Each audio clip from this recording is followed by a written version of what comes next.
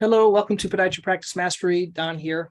Want to talk a little bit about some of the items been working on lately.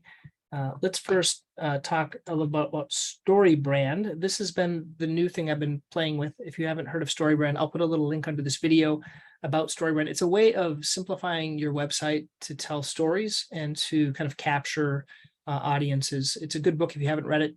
I'll put a link underneath of the StoryBrand book. How did that affect me? Well, let me explain. Let me just turn off these slides here.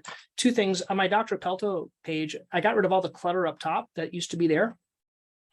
And I only had one call to action, which is basically to make an appointment. So when you click to make an appointment, it kind of pops up this about how to make an appointment in the office. And that's the one focus for the site. And then as I scroll down, it keeps this make appointment thing. And it talks about, does it sound like you? They can get information about books, about courses. Now, one thing they also recommended that I'm going to do, I'm going to take out this is a link to Amazon. I don't really earn much on the Amazon referral. It's very, very limited. And I don't want that to be the focus. I want the focus to be on either having them make an appointment or getting their email because they're getting one of my books. That's on the Dr. Pelto site. Here's my Podiatry Practice Mastery. If you've gone there recently, I've changed it and everything is focusing on getting this free tool. So this free tool is my patient presentations tool that I'm using every single day, and I'm kind of modifying and tweaking. I've talked about this in the past. And the whole focus is if they click that, they'll get that free tool, and everything else focuses on that free tool in this, okay? And then based on that, then they can go into one of these courses, and this course is called Practice Mastery Academy, which is a rebrand of the other things, but putting it all in one place. If you haven't gotten the tool, I would recommend it. This is an example of the tool right here. It is a patient presentations tool, and it's everything that I treat in the office. And these are the actual slides. And I made it really easy now because it pulls up in Google Slides and you don't have to do anything. It just pulls up and you can go through the slide deck to go through this with your patients. So if you haven't tried it, please let me know, put your feedback underneath it, underneath this video. Okay, so that's what I've been doing with that. Let's talk now about a virtual assistant Veronica, who's wonderful, who's listening to this as she either transcribes or do things for me. She's been helping me out. And I tell you that the best thing about working with a virtual assistant, in my opinion, is having someone that can do the work that you can do, but they probably can do better, and they're more attentive to detail. And specifically, the best thing that helped me is someone recommended meeting with them every week. So I've been meeting every week to give tasks. I do that all through Trello. And so that's been really helpful. Next thing is getting help with Kajabi. Kajabi is what I use for my websites. If you're interested in Kajabi, I'll put a little link underneath it if you want to learn more. It is an affiliate link, which means if you do sign up through Kajabi, I think they pay me some money or something like that. I haven't had anyone do that, but I'd love to have someone do that. Kajabi is where I put those two websites on there, and I find it super easy to do sites, make edits, or have someone make edits. I sometimes have someone through Fiverr make the edits for me, so I pay them a couple $100s to do different things. So you may want to consider, but the best thing lately is that they have this thing when you have a website through them, you can either go to their open office hours or you can schedule it. So I've been scheduling it on Monday. Once again, I invite my virtual assistant to be there with me. And then we kind of make changes and they give different recommendations to make the site better. So they want you to succeed. That's the best thing. And I want to be clear. I think I've had this going for about 2 years and never used that.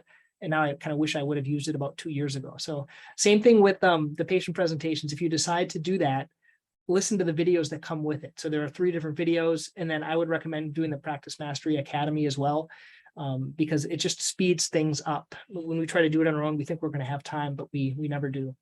I talked a little bit about the patient presentations tool. It keeps expanding. Just to show you a little bit, what it used to be is, as I've shown you before, all my patient presentations are here on the outside, and I used to pick those. But I've taken those and I put them all in this tool. And so I basically just save it on my desktop right here.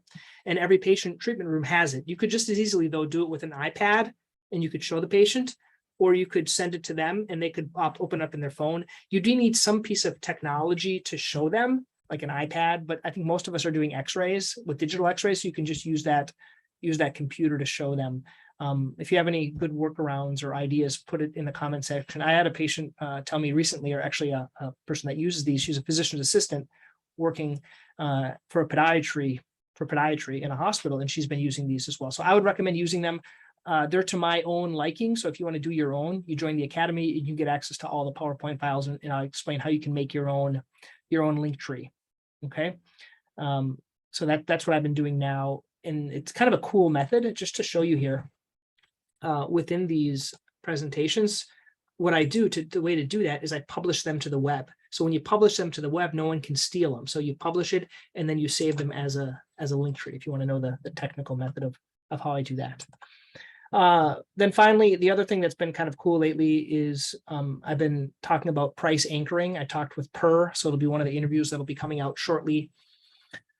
What was the benefit? The biggest takeaway from Per is that when we offer orthotics, we shouldn't just say they're $550, which is what we charge. You should, what he recommended is you should say, this is what I say, the Good Feet store charges you about $1,800 and they're not even podiatrist, and so I anchor it to a higher price. And then I say, but we only charge $550 and we do a 3D scan and we're doctors that do them. So the idea is you bring up a bigger price first to scare them or to anchor it, and then you go down from there. So I don't know if there's other things that you can do for that, but that's what I find what works well for orthotics if you haven't considered talking about it that way. And then finally, what am I doing wrong? I always like to share and be open with what's working and what's not working. Social media isn't working. I was talking to this guy named Kevin. I don't think it wasn't an interview. I discussed with him how to improve podiatry practice mastery. And so I'm having people like sign up and get the download. But the challenge is what he said is I needed more social media. And I'm struggling because I'm not willing to do it myself. So I'm trying to figure out a way that I can use Veronica to do that, meaning I write the posts and she posts them in LinkedIn, and just starting just with LinkedIn and then pushing them back to either my videos or my posts on podiatry practice mastery. So that's what I'm trying to figure out. I've kind of messed up with that. I'm not really wanting to spend a ton of time. I don't have time to spend there. Once again, if you guys like this, please put a review on iTunes. If you're listening to it on iTunes, please like it. If you're in YouTube here, and just post something underneath it if you have any questions or thoughts. It's kind of lonely doing this, so if you like it, please let me know. If you like this format, I'm going back to the old format, doing it this way. Okay. Once again, thank you guys, and I appreciate everyone that's been faithfully listening and watching this. Okay, bye-bye.